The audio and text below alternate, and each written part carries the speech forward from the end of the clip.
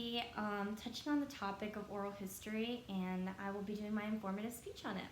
So, what is an oral history? An oral history is a collection and study of historical information about individuals, families, important events, or everyday life using audio tapes, videotapes, or transcriptions of planned interviews. It's basically a one-sided conversation where the interviewer asks guided questions towards a story in order to get someone's truth. And this is what Voice of Witness believes in. Voice of Witness is a non-for-profit that basically advances human rights by amplifying the voices of the people that are impacted by injustice. Their work is driven by the transformative power of the story, by a strong belief that understanding of crucial issues is incomplete without deep listening and understanding of people who have experienced injustice firsthand. How would they do this, you might ask? Well, it's through oral history. Basically, they do books or projects on people that have experienced injustices. For example, Hurricane Katrina, they did a whole book on interviews of people that experienced terrible injustices on the respect of Hurricane Katrina. People were interviewed about losing their homes, losing their families, losing their jobs, losing everything. People that were just considered a statistic were now becoming a voice. And their realities were basically in the minds of politicians that were making decisions, that were making choices for the well-being of the people. And those are the type of stories that need to be heard in order to make public policy accordingly. For example, closer to home, the Chicago public housing crisis that happened here a couple of years ago. Val set on a project to interview all the people that were affected the most vastly from the Chicago public housing. Their book is called High Rise, and basically it's just hundreds of interviews of people, oral histories of people that experienced this and what they had to go through and the turmoil that they experienced. And it's very crushing to see how injustices are impacting people on their day-to-day lives.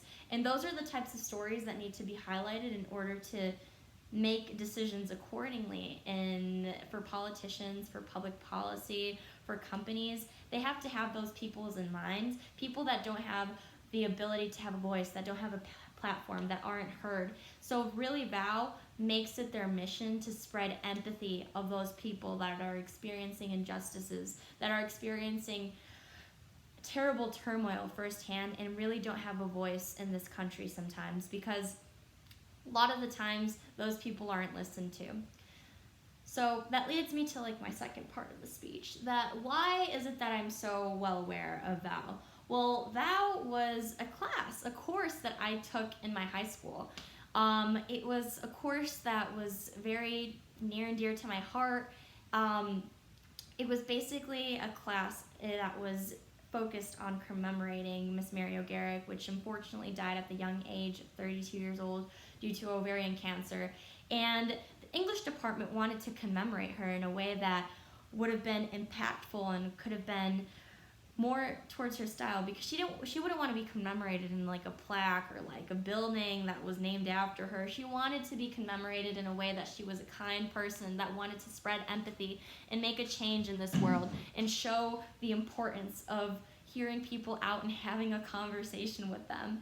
And so that's what the English department did. They made a course commemorating her. And basically the course that I took in high school was to interview people and do oral histories on people and do many projects. We did podcasts, we did social media accounts with 7-Second Advice. We did another book. We did projects to show what the Vow message is, which is to spread empathy and to listen to people, and mainly the people that are facing injustices within life.